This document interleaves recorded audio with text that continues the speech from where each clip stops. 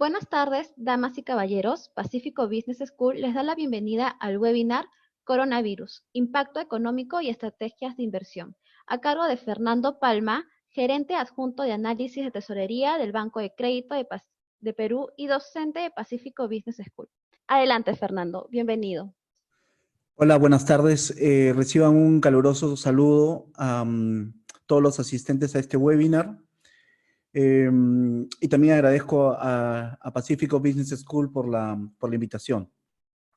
Bueno, entonces vamos a empezar. Tengan las preguntas listas que yo voy a tratar de correr con la presentación y luego ya nos dedicamos a la serie de preguntas y respuestas. A ver, le puse el nombre, este es un nombre típico, no es un nombre nada creativo, lo siento. Coronavirus, impacto económico y estrategias de inversión en este tiempo que es excepcional. Vamos a empezar con la agenda de la presentación. Ahora, yo empiezo con, por ejemplo, el índice, ¿no? El índice es desde dónde venimos, hacia dónde vamos. Cuando todo venía bien, ¿qué pasó? Los americanos le llaman a este evento outbreak, o sea, brote de caos. Hay todo un tema con el coronavirus, ¿no? Coronavirus, ahí había un error en muchos casos, también incluido también en la identificación de que este es un fenómeno importante. Caos y parada en seco, ahí voy a hablar un poco del mundo y de Perú, de las proyecciones. Voy a hablar luego cómo lo vivimos en los mercados financieros y si lo peor ya pasó y en qué situación estamos en este momento. Hay alguno, excepcionalmente, que habla un poco de la teoría de la conspiración y que dice si alguien ganó dinero acá o cómo nos protegemos si es que tenemos alguna inversión ya en el mercado. La 8 es muy importante, lo que va a pasar, cómo va a quedar todo el mundo después de SARS-2 y coronavirus, ¿no? Y cuál es la agenda de Perú en adelante. Y al final tengo unas ideas para llevar de la presentación. Voy a empezar tomando una frase de un atracador, ¿no? Este es el personaje, el actor argentino que hace de Palermo en La Casa de Papel, está en la 4ª temporada, y en la 4ª temporada se acerca y le dice al líder de los atracadores, a Sergio, le dice: el verdadero caos, estimado Sergio, no hace ruido. ¿Y qué tiene que ver esto con coronavirus? Entonces, vamos a la siguiente diapositiva. Fíjense. El verdadero caos, es decir, coronavirus, y lo disruptivo que ha sido su aparición, fíjense lo que trae. Este es el obelisco en Buenos Aires, y no tenemos ser humano ahí comprando, no tenemos a los señores yendo a ir a ver al teatro, no tenemos señores recogiendo a los niños, no hay absolutamente nada. O sea, el caos no hace ruido, el verdadero caos, fíjense, el verdadero caos no hace ruido. La siguiente. Esta es una calle cultural, turística, emblemática de Nueva York, el Times Square, y exactamente lo mismo, ¿no? El verdadero caos no hace ruido, no tenemos gente en la calle. Esta es básicamente esta es la bajada de la Herradura, pasamos desde San Miguel hacia Miraflores, y ustedes ven exactamente la misma historia. El verdadero caos, coronavirus, no hace ruido. La Plaza de Armas, exactamente en la catedral, y no vemos como los fines de semana que recordábamos, lleno de gente, lleno de turistas y muchas fotos. Y esto es materialmente importante. Esta es la India, fíjense, Nueva Delhi. Nosotros tenemos ahora una migración de población que ha venido de población local que está regresando. Bueno, esto es exactamente lo que ocurre aquí. Miren la cantidad de población que está regresando. Este es Nueva Delhi. De Nueva Delhi están regresando a las provincias en la India. Impresionante, pero también por el empleo. Este es algo que a mí me agrada muchísimo, la música de cámara, música clásica, instrumental clásica, y miren lo que pasó con la Filarmónica de Nueva York, ¿no? Cancela toda la temporada, y probablemente 2021, y está pensando probablemente también.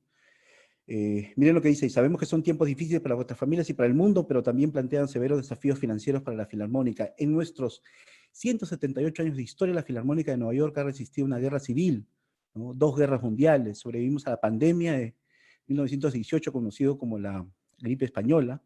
Esta orquesta estará aquí cuando lo peor haya pasado. ¿Cuándo será lo que peor haya pasado? Es una pregunta que todos nos hacemos en este momento, ¿no? Cuando la gente pueda finalmente reunirse para experiencia compartida única de un concierto en vivo. La presidenta de la Orquesta Filarmónica de Nueva York. Esto viene en todos los eventos disruptivos que estamos teniendo. Este es algo nuevo que acaba de ocurrir.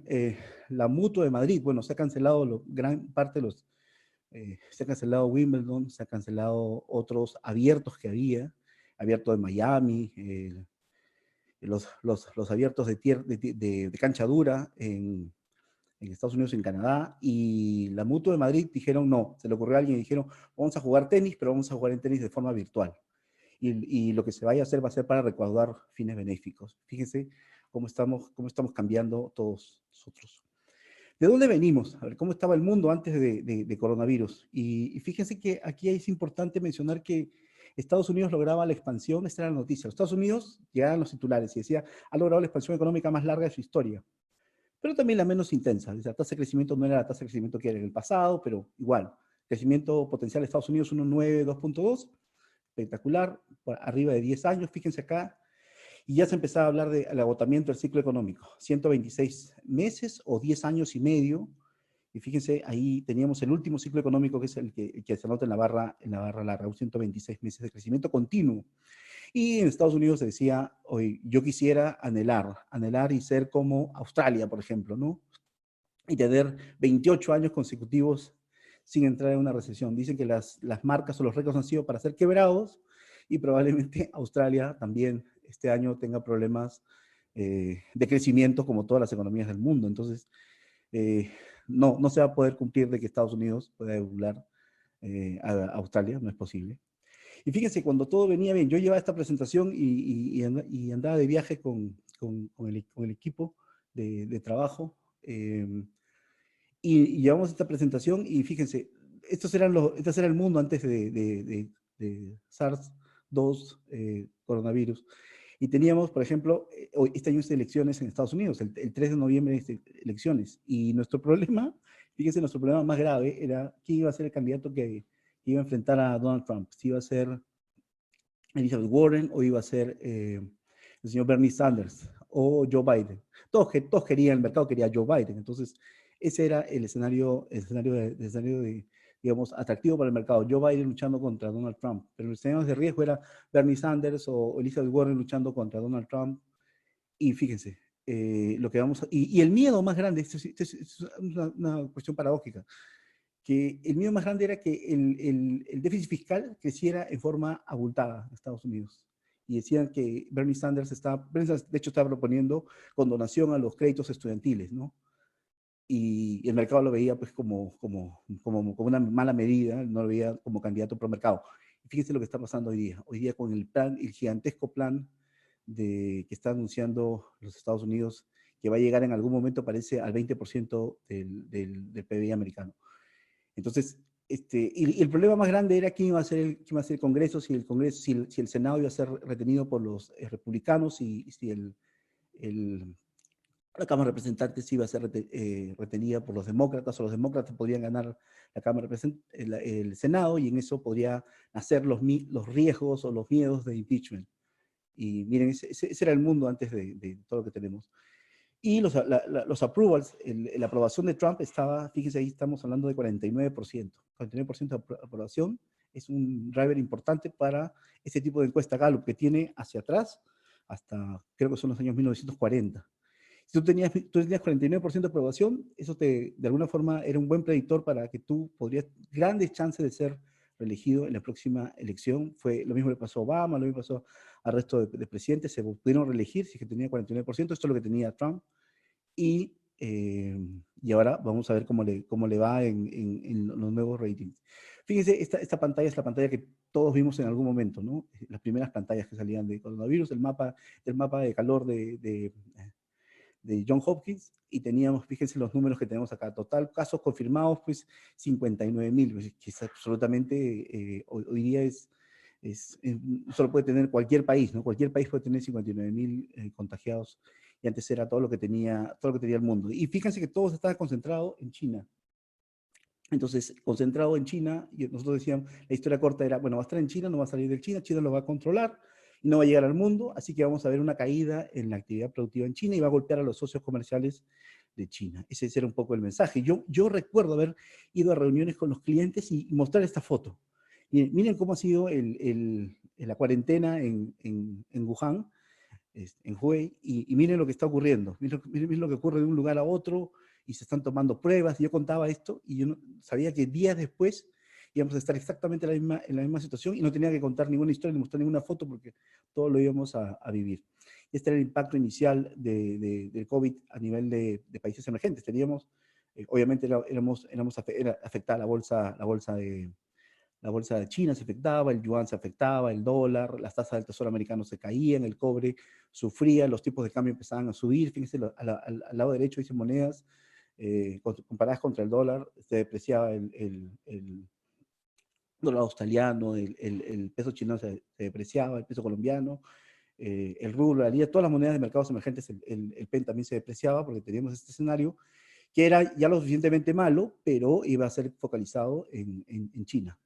Y esta era la presentación pues, que uno llevaba. Llevaba esta presentación y decía, este es el ajuste de proyecciones del Fondo Monetario Internacional, este es el cuadro resumen del World Economic Outlook que salió en enero, y fíjense que el mundo iba a crecer 3.3%, y Perú iba a crecer 3.2%. Perú venía de haber crecido 2.4% en el 2019, y en el 2020, en enero 2020, iba a crecer 3.2%, que ya sonaba algo. Fue una gran noticia porque en octubre de 2019 pensabas que crecía hace 3.6, así que los ajustes de crecimiento venían a la baja. Estados Unidos, fíjense ahí que estaba el escenario base que crezca 2%, y esto cambió pues de una forma impresionante, ¿no? Y todos los ajustes, si ven esta diapositiva, todos los ajustes eran en el lado de China, que China básicamente va a caer 0.4% versus estimado. Fíjense ahí las proyecciones de Goldman, Citi, Credit Suisse, JP Morgan diciendo que China crecía antes del coronavirus 5.9, 5.8 y luego 5.5. O sea, 0.4% era lo que avisorábamos en enero, no dice hace mucho, o hasta inclusive parte de febrero. El ajuste era solo China y ese era el escenario. Y ahora voy a una parte importante, es una parte importante para la presentación. Creo que voy a hablar de temas que ustedes ya conocen, pero desde mi óptica digamos, de mercado, cómo le impacta todo este fenómeno que es de naturaleza de un problema de salud pública, cómo termina afectando al mundo, a las variables financieras, al mundo y al propio ciudadano, ¿no? Al propio ciudadano de pie. Y obviamente aquí el problema creo que inicial fue si teníamos una gripe y decían o teníamos una gripe o no teníamos un SARS. Eran las dos vertientes. Y si teníamos una gripe era muy sencillo de tratar, no había ningún problema, y si teníamos SARS era una razón para preocuparse. Entonces, tuvimos un tiempo en que esta era un poco la discusión, pero en verdad no hay por ninguna razón un parecido con una gripe. Tan solo en algunas entrevistas que se hicieron algunos médicos. Yo voy a ir a la siguiente diapositiva. Fíjense, lo que dice el Imperial College en su reporte, dice que si que no se hace ninguna medida, hubiéramos tenido bajas o pérdidas humanas de 2.2 millones de personas en Estados Unidos y 0.5, o sea, medio millón de personas de pérdidas humanas en Reino Unido. Y esto creo que fue importante porque le hizo pensar a toda la comunidad de qué era lo que teníamos que trabajar. En la siguiente diapositiva pongo el mismo Imperial College, dice, el coronavirus hubiera causado 40 millones en el mundo si no se hubieran tomado ninguna medida. 40 millones de personas es exactamente lo que se perdió en la Segunda Guerra Mundial. Bueno, hay estimados que son 65, 70 millones, pero un estimado, digamos, conservador, uno habla de 40, 45 millones de pérdidas humanas. Entonces, si no hubiéramos hecho ninguna medida de distanciamiento social, probablemente se hubiera tenido este número que es aterrador, ¿no? 40 millones de personas. Y aquí yo les voy a contar mi propio mea culpa. Mi propio mea culpa era decir exactamente racionales. No se preocupen, este es un virus, hemos tenido otros virus. Yo sacaba la información de que teníamos había habido otros virus que habían afectado al mercado, lo afectaban más o menos en promedio 6 meses, luego se generaba una vacuna, teníamos un pico en el virus, luego desaparecía y afectaba la producción de ese país, beneficiaba al sector farmacéutico, hay que comprar productos de primera necesidad en ese momento, era un buen entorno para las tasas, ese era el entorno básicamente que se comentaba. Sin embargo, es mea culpa de alguien de mercado, pero el mea culpa yo no lo he escuchado de la comunidad médica. Y voy a resaltar aquí unas declaraciones, perdonen que me tome un poco de tiempo, unas declaraciones de especialistas médicos, que no es nuestra especialidad, no es mi especialidad, pero fíjense lo que decían, no hay mejor cosa que usar agua y jabón. Es decir, hoy día tú puedes usar agua y jabón, y si no usas una máscara y te juntas con personas que están contagiadas, obviamente vas a contagiarte, así te hayas lavado con agua y jabón. Pero esa era como la recomendación prime, era solamente agua y jabón. Luego, te dicen, luego decía, le preguntaban a este médico, que sale mucho en los medios, ¿debe considerarse la gripe como COVID-19? Y él decía, sí, pues se debe tratar de la misma forma que una gripe, es como una gripe común. Y eso es lo que no podemos comentar, no podemos comentar que es una gripe común, en ese momento el ciudadano de pie decía, bueno, esto es una gripe, no va a pasar, y no tenemos que tomar ninguna decisión. En ese momento era el momento para hablarle claro a la población. Dice, luego otra pregunta, ¿y qué tanto puede ayudar realmente una mascarilla? Decían, no era importante la mascarilla es para el personal médico. Hoy día la Organización Mundial de la Salud te exige utilizar mascarilla y te reduce la probabilidad tanto de la persona que está infectada como la contraparte. Entonces, es una buena práctica o práctica del protocolo importantísimo hoy día. Y fíjense cómo en ese momento nos decían no necesario.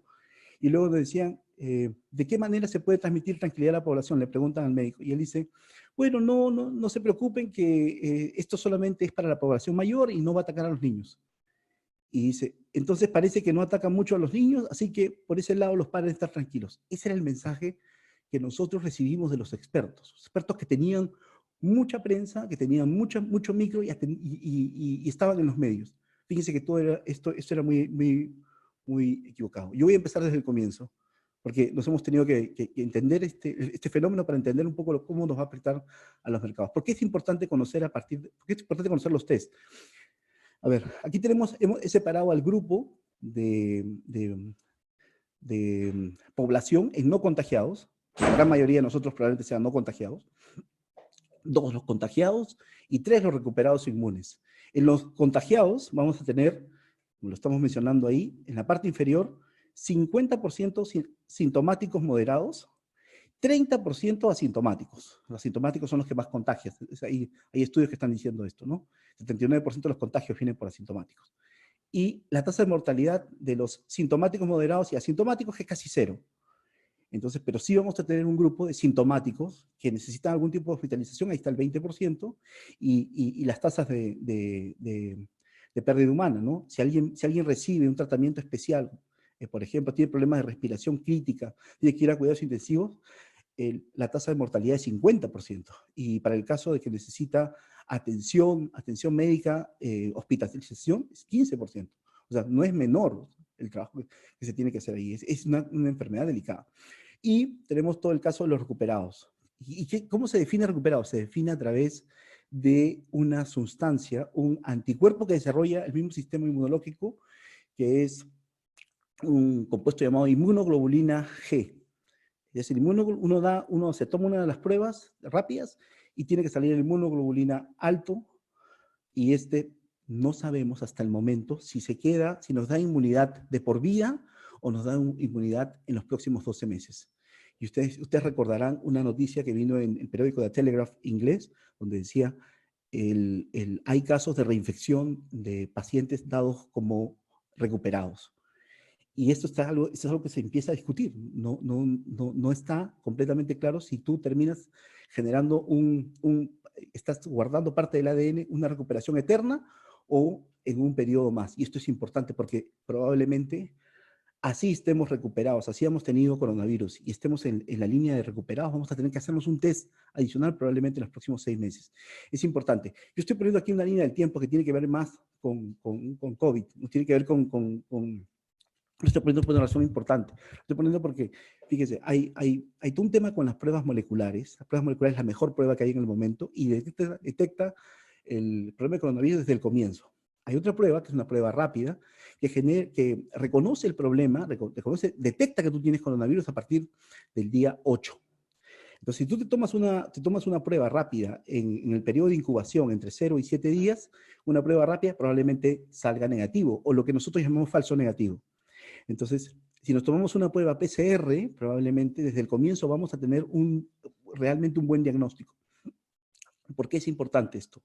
Es importante porque la forma de aplicar una prueba rápida es sencilla. Dura 15 minutos, se hace muy rápido, y esto va a ser importante para a lo que vaya a hablar después. Pero su fiabilidad tiene que tener todo un cuidado. ¿Listo? ¿Y cómo determinas que el paciente ya está recuperado completamente? Luego de haber probado que el paciente tiene inmunoglobulina alto, inmunoglobulina M alto, es que el paciente tiene un reciente contagio. Si ya empieza a tener inmunoglobulina G alto, significa que el paciente ya se recuperó, y la clínica te va a indicar lo mismo, porque van a pasar probablemente 20 días, desde el comienzo inicial, del momento inicial al momento que se está haciendo la prueba. Este paciente ya está recuperado. Ese paciente está recuperado, está en otras ligas. Aquí está el protocolo que hace el MINSA. Si ustedes lo quieren revisar, por favor lo revisan. Y aquí estoy poniendo un gráfico del el inmunoglobulina G, ya pasando en el momento final, donde ya tenemos inmunoglobulina alto, el paciente está recuperado. Ya, miren, yo he hablado de las pruebas, he hablado de las pruebas moleculares, de las pruebas rápidas, y fíjense, esto es un tema de las pruebas. Es un tema material. Voy a poner algunos headlines para que entendamos de qué se trata. La OMS regala 200.000 pruebas moleculares a cada nación. Trump busca y encuentra que no se ha determinado una prueba válida, así que se la manda a hacer al CDC. Argentina, Perú, Colombia toman muestras a través del gobierno, es gratuita. En Chile, el sector privado también está haciendo muestras. En Estados Unidos está haciendo muestras, sector público y sector privado. La FDA, el organismo regulatorio de medicamentos y protocolos en Estados Unidos, solamente ha aprobado una prueba rápida que mide inmunoglobulina M, inmunoglobulina G, que es la prueba al laboratorio Celex. Una sola, imagínense. O sea, estamos todavía en una etapa inicial. Fíjense, el gobierno español trató de comprar pruebas rápidas para tratar el mal, y se encontró con uno de los tests que no había obtenido licencia del gobierno chino. ¿Y dónde está Perú? Perú ha comprado 1.4 millones de pruebas rápidas también, ¿no? Cuenta con la aprobación de la Unión Europea, pero no tiene autorización del ente regulador chino, y ya llegaron 630.000, ya llegaron. Se han hecho pruebas, por lo que veo por la prensa, 170.000, así que tenemos espacio para seguir haciendo pruebas, ¿ya? Y nos va a llegar una cantidad importante de pruebas moleculares. Entonces, ¿a dónde voy comentando esto de las pruebas? Voy a que es un tema delicado, es un tema que va a exigir que no solamente, y que no es rápido de que se trabaje, que hay una logística. Quisiera volver a la diapositiva anterior. Ustedes saben que las pruebas moleculares que tienen una confiabilidad alta pueden ser inválidas si es que la toma de la muestra ha sido inválida. Esto es importante. Uno piensa que ya es molecular o es la mejor prueba. No es tan así, porque si tú tomas mal la prueba vuelve a arrojar también falso positivo o falso negativo. Ejemplo de falso positivo, falso negativo hemos tenido aquí. Recuerdan, hemos tenido un caso de un excongresista en Ucayali que va a hacerse la prueba, se hace la prueba una vez, dos veces, se hace la prueba rápida, está en el periodo de incubación de los primeros 7 días y salió falso negativo. O sea, él debería haber arrojado positivo el test y arrojó negativo, es un falso negativo. Y también un falso positivo en el caso de un recién nacido que le detectaron que sí tenía coronavirus, se volvió a hacer la prueba y salió como que que no tenía coronavirus. Fíjense, entonces la prueba rápida y la prueba molecular son complementarias y deberían utilizarse de esa forma. Pero fíjense, la complejidad que existe ante todo este evento. Caos y parada en seco. Esto es bien importante. Esta diapositiva, o sea, toda la presentación se las vamos a compartir, así que no le estén tomando foto a la presentación porque todas se las vamos a compartir. Este es el World Economic Outlook y esta es la pantalla de los crecimientos. Fíjense el crecimiento, ustedes vieron el crecimiento del World Economic Outlook, la economía mundial crecía en enero 3%, ahora estamos viendo menos 3%. Y fíjense, para mercados emergentes cayendo 1% la producción. En el caso de Perú, el World Economic Outlook tiene una caída en la producción de 4,5%, misma caída en la producción de Chile, espera 4.5% también de contracción en la economía chilena, y tiene una caída en la contracción de la producción en Brasil de 5.3 y de México 6.6. O sea, estamos hablando de términos materiales. Algo importante en el World Economic Outlook. Este World Economic Outlook se publicó hace muy poco y fíjense, tiene un supuesto importante. 5% a 8% de los días laborales está como insumo de que los países han sido sometidos a cuarentena. Eso significa como que los países han parado entre 12 y 16 días. Ya. Entonces, ese supuesto se tiene que levantar en la gran mayoría de los países. ¿Qué significa? Significa que ese 3% de contracción se va a revisar muy pronto a la baja. Fíjense, el propio World Economic Outlook está mostrando aquí cuál sería su caso, cuál sería si se agregara al periodo de cuarentena, se agrega la mitad del periodo de cuarentena. Si fuera un mes, se agrega 15 días más, 50% por país.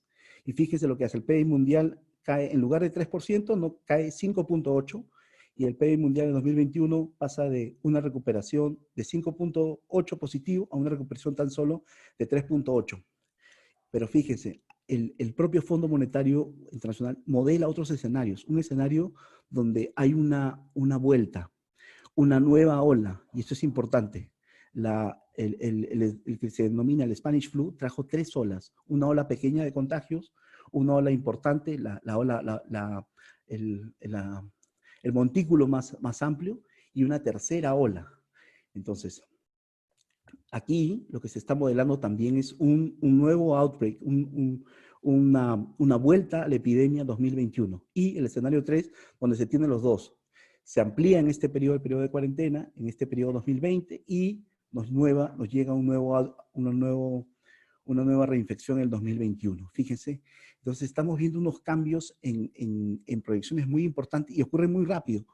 Y yo quería comentar aquí, todos ayer por los medios, por las redes sociales se han pasado el precio del petróleo que estaba negativo y qué ocurría cuando el petróleo estaba negativo. Esto nunca lo hemos visto, es un fenómeno disruptivo. Es un fenómeno impresionante ver que llegas con un barril de petróleo y te lo deja, y encima tienes que dejarle cash al quien te va a recibir el físico del petróleo. Es como ir a una gasolinera, ¿no? Te echan gasolina y encima te tienen que pagar. Es una cuestión impresionante. Bueno, esto ocurre por una insuficiencia de demanda. Algo importantísimo en estos casos es que los bancos centrales y los gobiernos han actuado de forma agresiva. Fíjense, nosotros hemos visto actuando a la Reserva Federal el lunes, hemos visto actuar a la Reserva Federal en domingo, hemos visto actuar a la Reserva Federal en Jueves Santo, ¿no? Y también a nuestro Banco Central. Entonces, los banqueros centrales han estado haciendo denodados esfuerzos por eh, proveer toda la liquidez al mundo. Ya luego me pueden hacer una pregunta si la liquidez es solamente necesaria o tienen que hacer algunas medidas adicionales. Fíjense todas las medidas que han dado acá. No quisiera cargarlos con tanta lógica. Acá podemos hacer si alguien quiere que cuente un poco de qué se trata, pero básicamente es medidas de liquidez.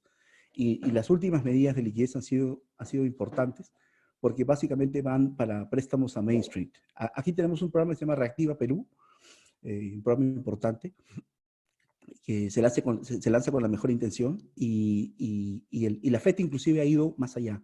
La FED ha ido, inclusive, la FED está recibiendo parte de los fondos del gobierno y ellos están formando una sociedad de propósito especial donde ellos también forman parte de un programa de financiamiento, ¿no? Importante. Luego, miren, ahí estoy mostrando algunos países, Francia, España gastando 15% del PBI, ¿no? Reino Unido igual, Canadá, Estados Unidos, Chile. Chile en ese momento está dando 3.9, ahora está gastando como 7% del PBI, y hay 3 paquetes en Estados Unidos y viene un nuevo paquete. Estados Unidos claramente está gastando, va a gastar cerca de 20% de su PBI, y nosotros también, en Perú vamos a gastar una cantidad arriba del 12% del PBI, y es lo que nos toca hacer en estos momentos. Yo voy a mencionar aquí un poco las diapositivas esta es la información que tiene Credicor. la última proyección de crecimiento para este año es menos 4%, y básicamente el mensaje sigue siendo el mismo. Veníamos con buen ritmo en los primeros 2 meses, pero probablemente la salida de la demanda sea lenta, tengamos sectores afectados, sectores que se van a afectar probablemente recién, en muchísimo tiempo adelante, varios meses adelante. Luego, aquí siempre es la discusión que estamos teniendo entre diferentes casas, si la recuperación iba a ser en V, o la recuperación va a ser en L, o va a ser en U, y la verdad es que cada vez existe más consenso de que la recuperación va a ser una recuperación extremadamente lenta, por todos los problemas que estamos comentando, por todos los tecnicismos que estamos comentando, y que es un problema de salud pública. Aquí está todo el programa de estímulo que ha dado el gobierno. Lo podemos comentar si es que alguno está interesado, pero yo creo que mis colegas han comentado bastante bien todos estos programas. Solamente quisiera comentar algo de Reactiva Perú. Me parece en el espíritu un muy buen programa. Me parece que probablemente los 30.000 millones vayan a quedar cortos. Me parece que lo que nosotros tenemos de información es que la banca no tiene todavía una tasa de interés, porque todavía no se han producido las subastas del Banco Central. La tasa que el Banco Central le va a prestar a los bancos es conocida, son 50 básicos. El Banco Central ha cortado la tasa ya 200 básicos, poniendo en las condiciones totalmente laxas para pedir estos créditos. Y creemos que van a haber ajustes finos al programa Reactiva Perú. Entonces, y a veces es incómodo para nosotros ver colegas que empiezan a opinar diciendo los bancos van a cobrar 10%, los bancos quieren lucrar. La verdad es que no me siento en esa vereda, y no creo que los bancos vayan a actuar de esa forma. Los bancos van a ayudar a la economía que realmente lo necesita, y creo que van a poner toda la disposición para apoyar que este programa camine.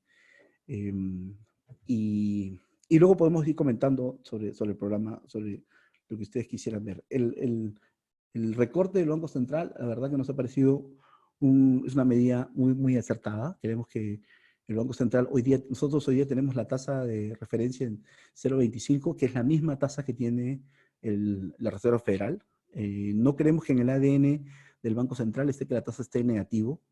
Creemos que es la tasa mínima ever. En la crisis financiera internacional del 2008, la tasa de referencia llegó a 1,25, así que estamos viendo tasas en sus niveles más bajos, y probablemente no la vamos a ver más bajos en muchísimos años. Este es un evento que ocurre probablemente en 100 años, y digamos, las condiciones son inmensamente laxas y flexibles para los sujetos que están pidiendo crédito.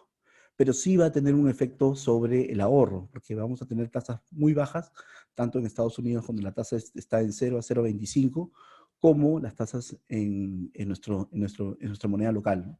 Vamos a tener tasas muy bajas, y si alguno de ustedes tiene excedentes y va a decir, bueno, las tasas están bajas, es una responsabilidad de los bancos.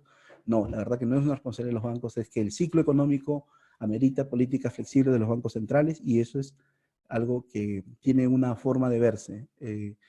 Malo por una represión financiera por el lado de los que tienen excedentes, y positivo por el lado de los sujetos de crédito. El déficit fiscal en Perú va a alcanzar, esperamos que alcance 7% este año, y si alcanza 8%, si alcanza 9%, la verdad es que no nos preocupa mucho. Quisiera contarles aquí que Perú tiene una posición importante una posición fiscal bien importante. El año pasado tuvimos un déficit fiscal bastante holgado. De hecho, no cumplimos con el déficit fiscal que si Perú hubiera querido, es decir, hubiéramos soportado un déficit fiscal más amplio, no se tuvo. Y nuestro país actualmente tiene, por Moody's está clasificado como A3, y por Standard Poor's y Fitch está clasificado con un triple B+.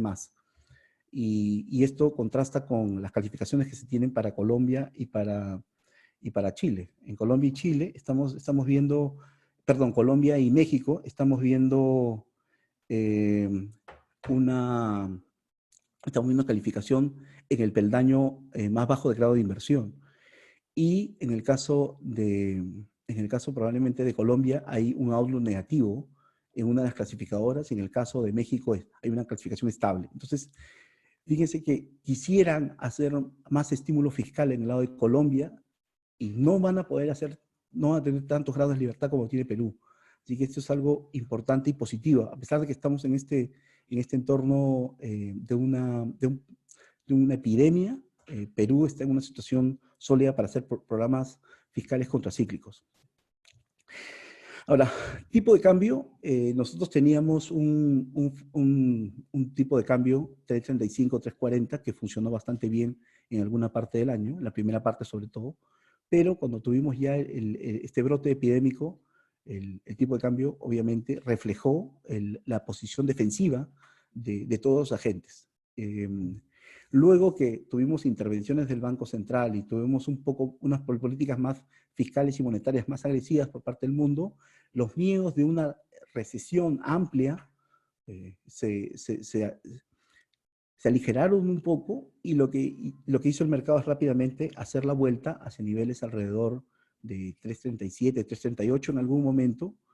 Y este último factor, llevar el tipo de cambio de alrededor de 3.58 a niveles de 3.37, vino por esta oferta que podría venir de dólares por parte de las AFPs, si es que se aprueba esta ley que está en observación por parte del presidente Vizcarra, de liberar fondos para disposición de los afiliados. La propuesta inicial, nosotros calculábamos algo así como 38.000 millones que iban a ser rescatados por los afiliados. Yo creo que con los topes que se han puesto debería ser alrededor de 26.000 millones.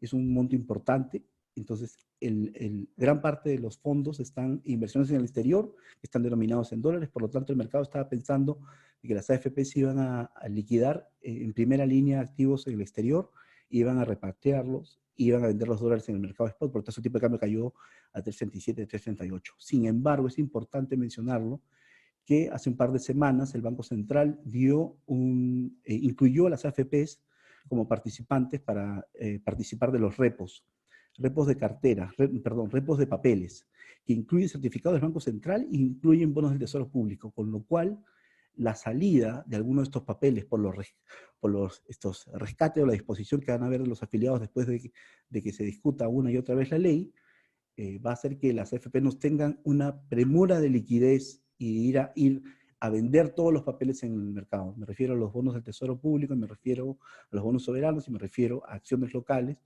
o me refiero también a moneda extranjera. Entonces, el mercado ya ha dejado de tener una percepción de ver al tipo de cambio cayendo hacia niveles alrededor de 3.35.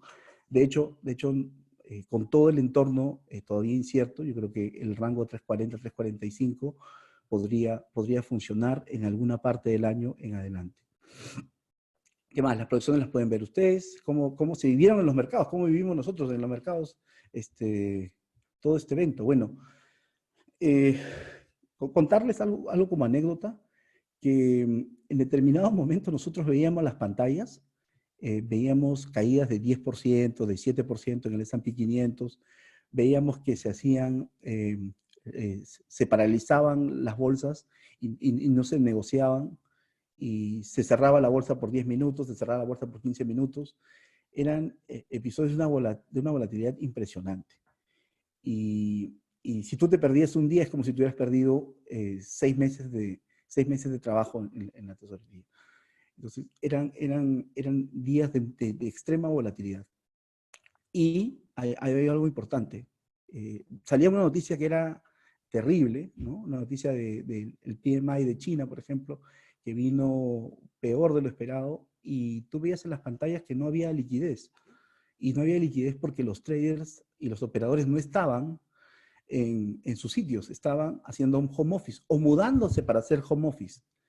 Y eso era un factor importante. Entonces, tal vez si se hubiera tenido un sitio alterno, si se trabajado el home office más rápido, y si los traders hubieran estado negociando, si hubiera sido otro la fuente del problema, hubiéramos visto mayor sangre en las pantallas. Yo creo que el trabajo de home office hizo que no se pudiera, no se tuviera tanta liquidez y aún si tú quisieras vender, no podías porque el trader no estaba.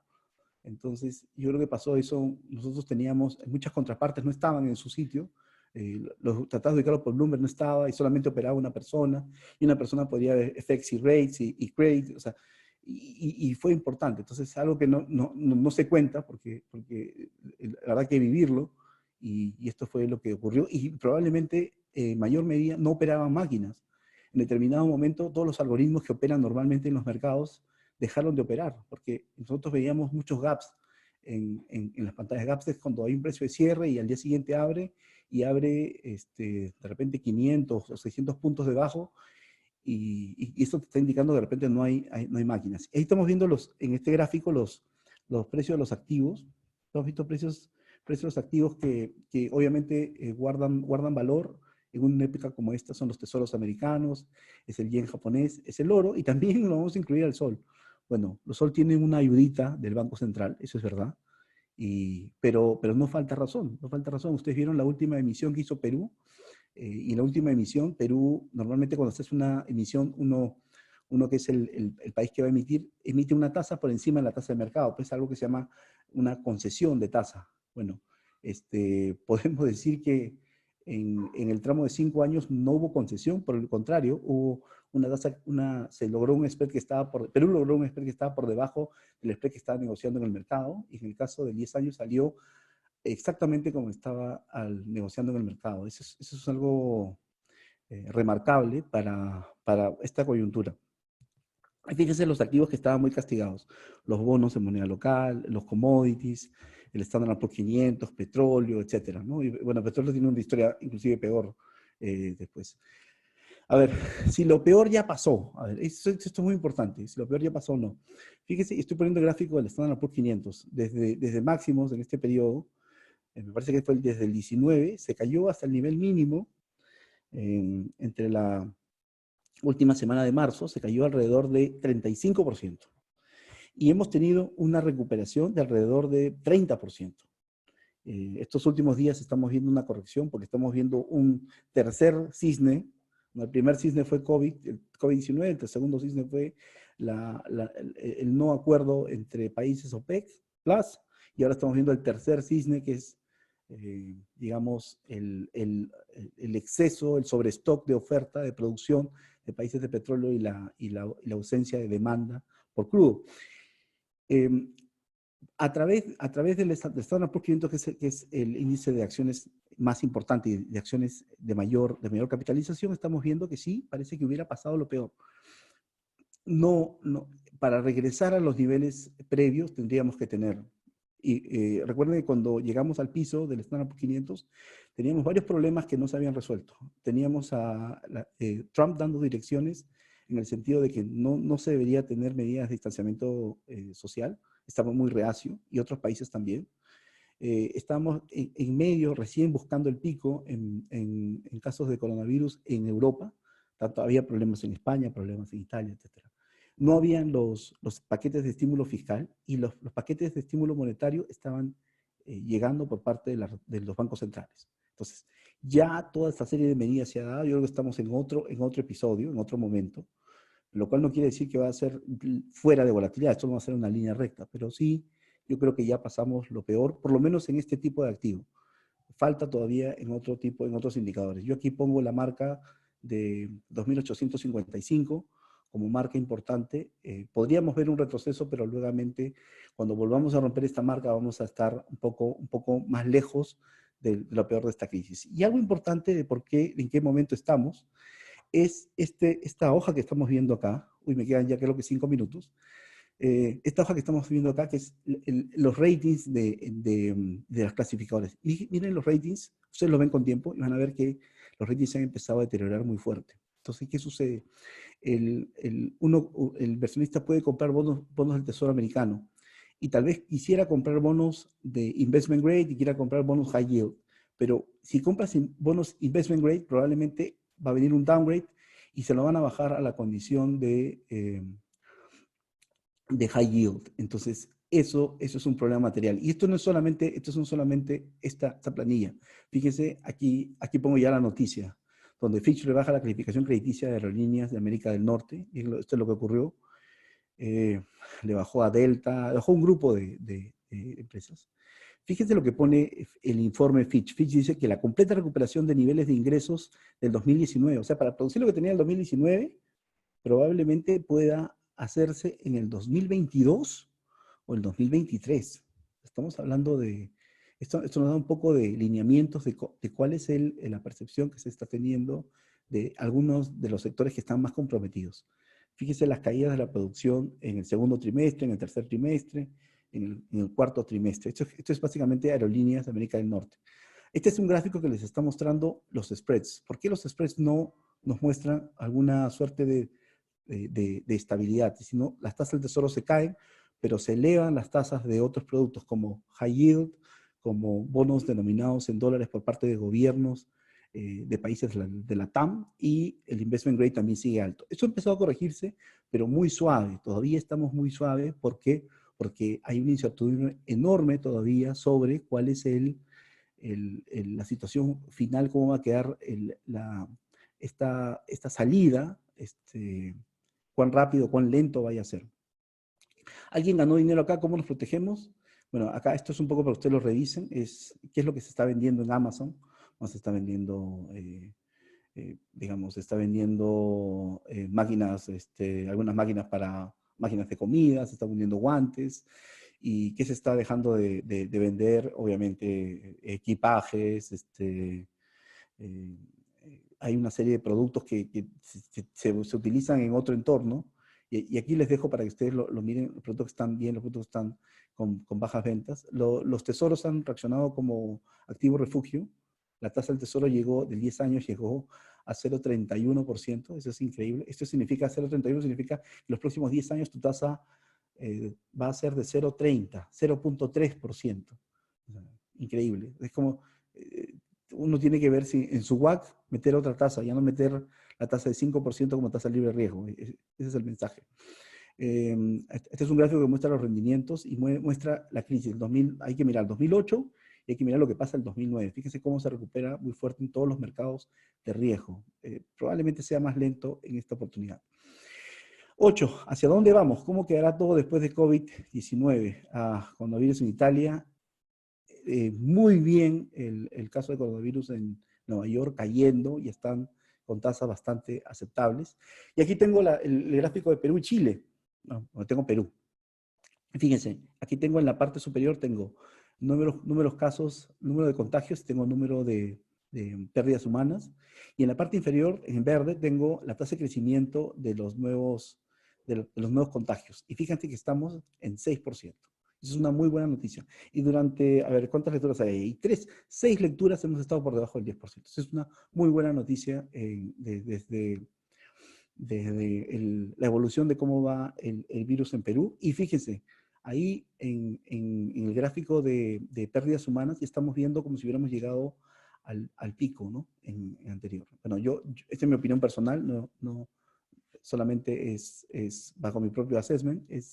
Yo creo que el 27 de abril se van a tener que aligerar las medidas de distanciamiento social, y probablemente sean algunos pilotos con algunas industrias, porque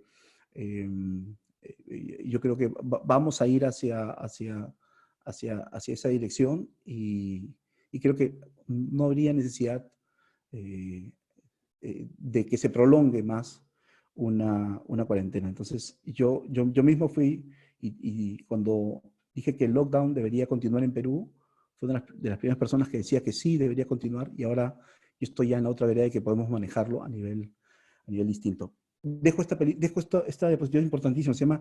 La película se llama Contagio. La película no está en Netflix, la película está en HBO. Y fíjense lo que viene adelante. Esto no va a ser como en la película, pero lo que digo es, en la película uno usa un brazalete, y lo pasa por un lector, por un scan, y te dice que eres un recuperado, o tomaste la vacuna también. Entonces los señores salen y pueden ir a los malls, pueden pasear, etcétera, ¿no? El privilegiado, aquellos que toman la vacuna, que hayan sido recuperados. Se está discutiendo pasaporte serológico. ¿Qué es pasaporte serológico? Aquellos que ya se recuperaron pueden tener una suerte de pasaporte y pueden moverse como un certificado por todos los lados. Eso vale, la verdad, lo que ha dicho la OMS dice, no hay evidencia de que los supervivientes de coronavirus generen inmunidad. La verdad es que no se sabe por el momento. Entonces, todos estos esfuerzos por pasaporte serológico tampoco son necesariamente válidos. Lista de antivirales. Hay el antiviral que más fe le tiene el mercado es el de Gillette, Redemsivir. Hay otros productos que también están en evaluación. Cloroquina y hidroxicloroquina están en evaluación. Pero fíjense en la parte derecha, tengo dice fase 3 y los antivirales se aprueban por la FDA en la fase 4. O sea, falta mucho tiempo todavía, faltan varios meses todavía. Potenciales vacunas, siempre veo la noticia, los chinos están fabricando una vacuna, Reino Unido está fabricando una vacuna, los alemanes están fabricando una vacuna. Fíjense, las potenciales vacunas y qué fase están en el FDA, en la fase 1. Pero también es cierto, vale la pena decir que hay un Emergency Use Act, que es Emergency Use Authorization, así se llama, que lo que es como una suerte de fast track que está haciendo el gobierno americano. Entonces, es probable que en algún momento estas medicinas tengan algún fast track y en algún momento, pero todavía falta mucho, falta muchísimo. Yo lo pongo aquí y no necesariamente va a ocurrir. Ahora,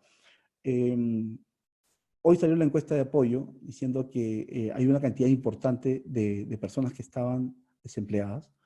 Esto es algo que se lamenta. Y viene también esta diapositiva, hay algunas industrias que por su naturaleza no necesariamente pueden hacerse teletrabajo. Sector inmobiliario, casinos y tragamonedas, cruceros, industria de hospitalidad, etc. Nos funciona bien para la lógica toda la idea de teletrabajo, pero no necesariamente algunas actividades funcionan bajo esa modalidad. ¿Cómo podría ser la salida? En Wuhan, en China, donde nació la enfermedad, tú bajas del condominio y inmediatamente te esperan los señores de salubridad y te toman el código QR de tu celular. Aquí está, fíjense en este gráfico, tienes el código de tu smartphone, lo pones al código QR y te dice exactamente, digamos, te va indicando, si te dice luz verde, tú puedes transitar sin ningún problema, obviamente con las medidas de seguridad, con una mascarilla, con unos guantes, con unos lentes, y manteniendo la distancia social.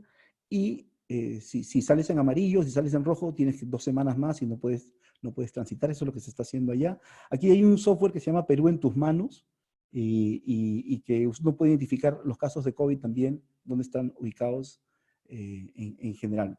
España, ¿qué está haciendo? El sector de construcción lo está abriendo, ya empezar a salir el sector de los empleados del sector de construcción y también de la industria, en especial las industrias que tienen que ver con manufactura de algunos productos. En Alemania es manufactura de la industria automotriz. Entonces, pero es importante porque hay que prepararse para esa salida. Entonces, yo espero que si el presidente va a aligerar las medidas de restricción social y las va a hacer el 27, en algún momento tendría que publicar el protocolo para las empresas. En el caso de Chile, ellos están trabajando un plan piloto. Fíjense, no hay ningún problema.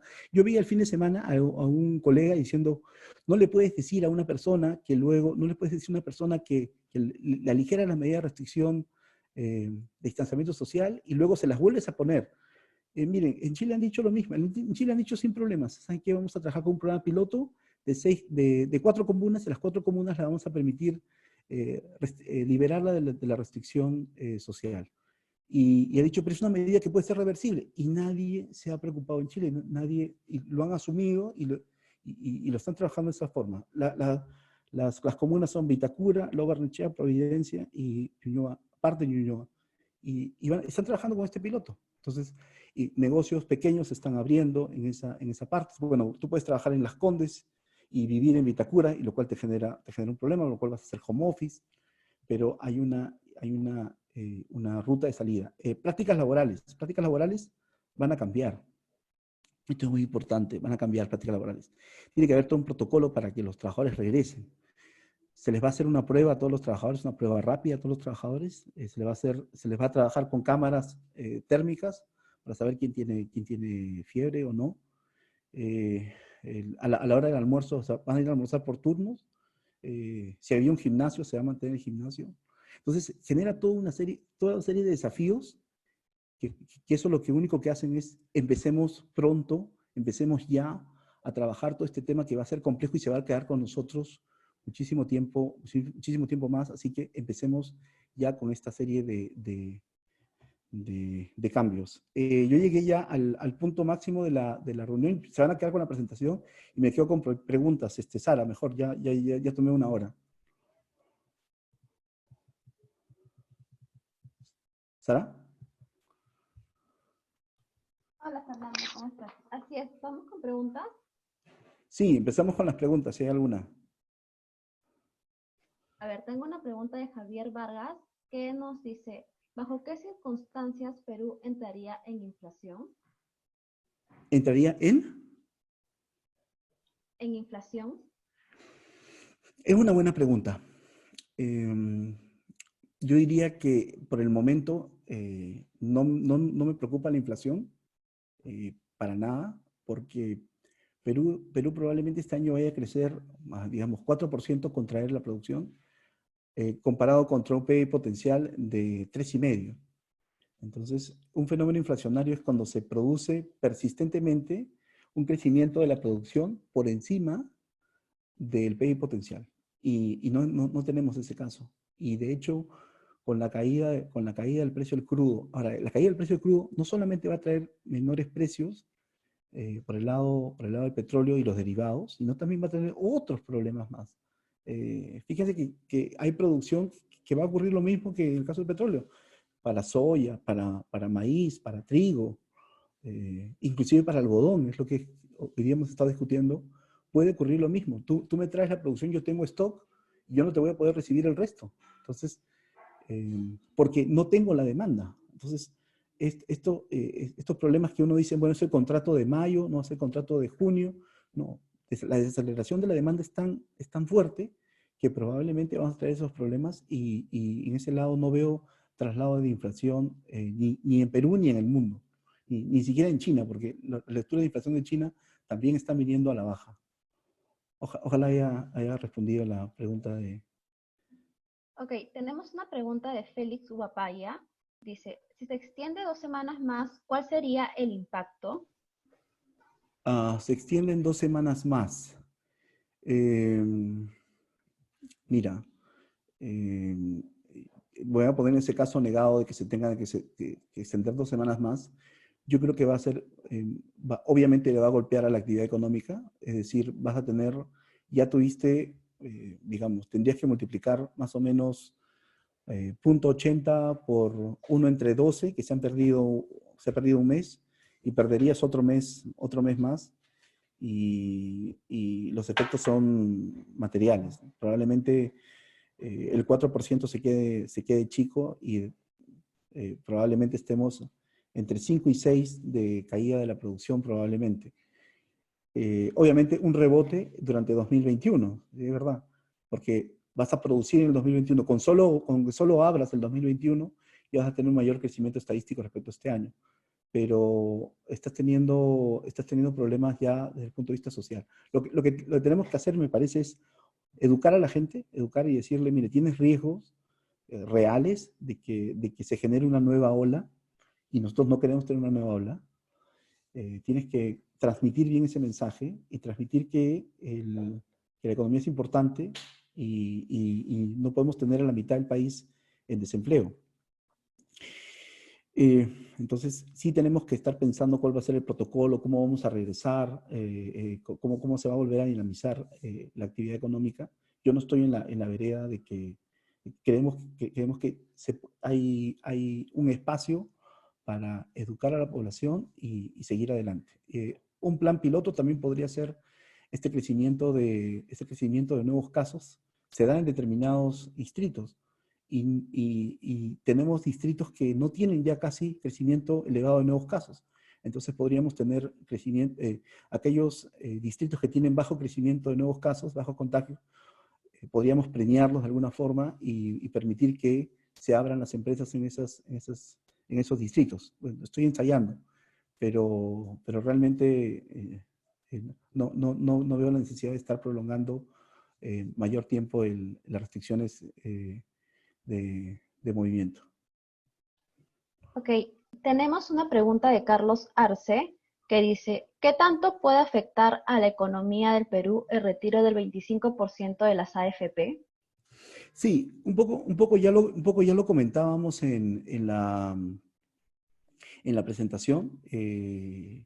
Mira, el, el retiro del 25, del 25% tiene un tope, ¿no?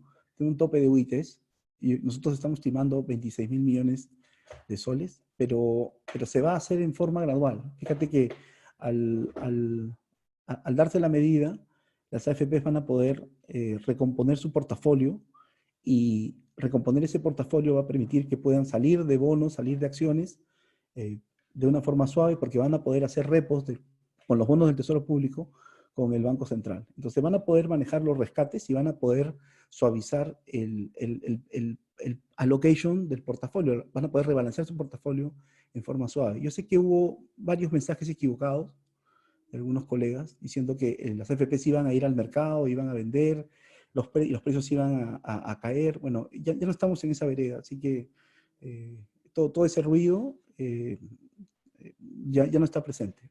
Sí es cierto que en el mundo, obviamente, hemos tenido al Standard Poor's 500 en máximos, ¿sí? Y hemos tenido una recuperación también.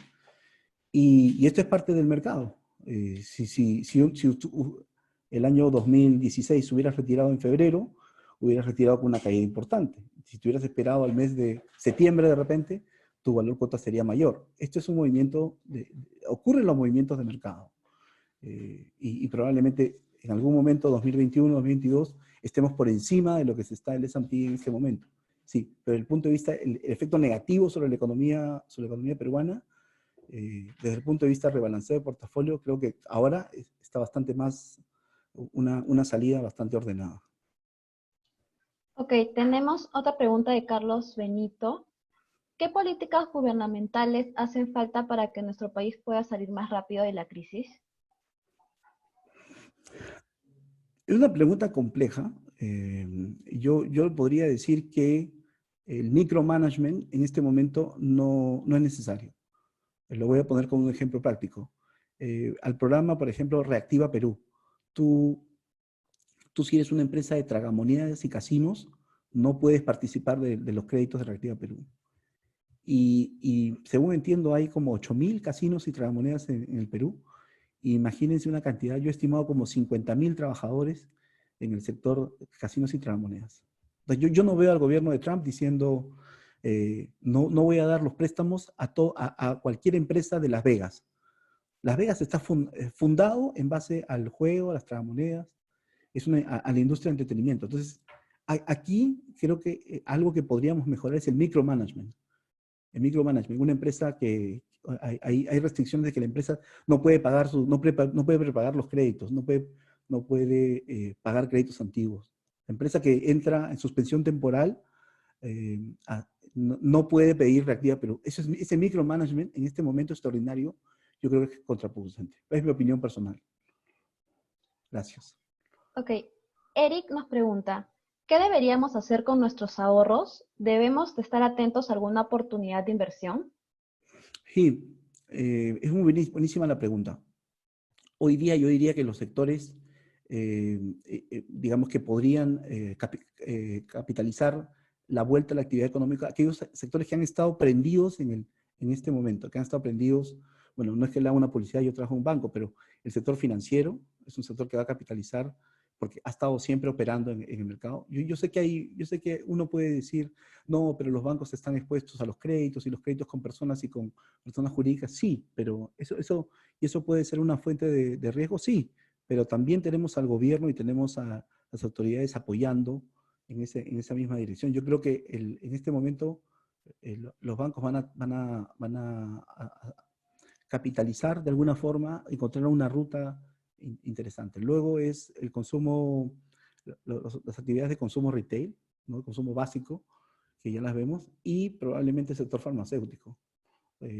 Hay varios nombres de empresas farmacéuticas que les están yendo bien, me refiero en el exterior, y rebalancear el portafolio. No estoy en la vereda de aquellos que dicen, bueno, yo creo que hay una oportunidad grande con las aerolíneas, hay una oportunidad grande con las empresas de energía, porque el petróleo se ha caído. Sí, pero a mí me gustaría ver cómo queda la imagen, cómo queda luego de limpieza de los balances. Me gustaría ver luego los downgrades, cómo quedan esas empresas, para luego empezar a evaluar, pero por el momento me parece el sector farmacéutico, el financiero el consumo, le dicen consumer staples a ese sector. Ok, Víctor Jara pregunta, ¿bajo esta coyuntura es favorable adquirir una propiedad? Pues indicó que las tasas de los créditos están en baja. Es una buena pregunta. Si uno tiene un inmueble, probablemente vamos a ver un desbalance entre oferta y demanda. Yo no estoy en el sector inmobiliario, pero sé que va a haber un desbalance entre oferta y demanda y probablemente vamos a ver alguna suerte de esa turbulencia, pero a la persona que está haciendo esas compras, que tenga una parte del flujo, una parte del flujo constante, ¿sí? Porque hoy en día no necesariamente, si es una persona dependiente, si es una persona dependiente y está en un sector que es low beta, todos estos eventos de riesgo, probablemente sí. O tiene los ahorros suficientes, va a encontrar una oportunidad. Si una persona no tiene esa cantidad de ahorros y no tiene un flujo asegurado, probablemente hasta que se estabilice esta situación, le convendría estar algo más líquido, ¿no? Más defensivo. Ok, Luis Alcalde pregunta, ¿qué recomienda? Hay muchas personas que están cambiando de fondo a raíz de la pérdida en sus fondos de AFP. Ya, esa es una buena pregunta. Yo voy a contestar un poco en línea con los colegas. Yo creo que tú realizas la pérdida cuando pasas de un fondo a otro. Y el rebote de la renta variable americana, me imagino que lo hubiéramos vendido cuando la renta americana se cayó 35%. Tú hubieras vendido ahí, te hubieras ido al fondo uno y el fondo uno hubieras puesto tu plata en depósitos o certificados del Banco Central, así papeles de corto plazo, muy, muy seguros. Ese rebote, el rebote que ha tenido la bolsa de 30% en el Standard Poor's 500, no lo hubieras ganado. Solo hubieras tenido una tasa pequeña, porque es la tasa del depósito a plazo.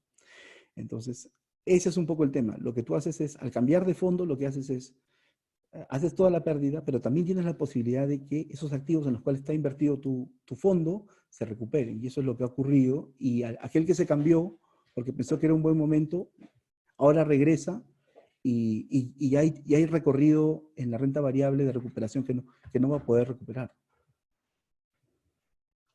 Gracias. Ok, Johnny Anaya pregunta, para quienes tienen un crédito hipotecario, ¿convendría una compra de deuda a una tasa de los tiempos actuales?